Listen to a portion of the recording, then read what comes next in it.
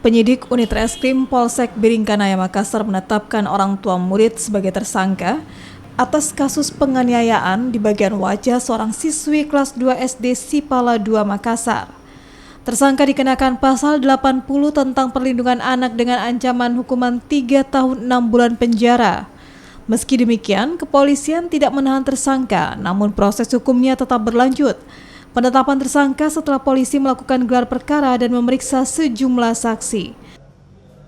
Jadi memang ini Deng Manti sudah kami jadikan tersangka. Atas dasarnya kami sudah lakukan gelar perkara, sudah beberapa saksi yang kita periksa dan sudah memang memenuhi unsurnya. Ini pasal yang kita gunakan yaitu pasal 80 ayat 1 Undang-Undang Nomor 35 Tahun 2014 tentang perlindungan anak.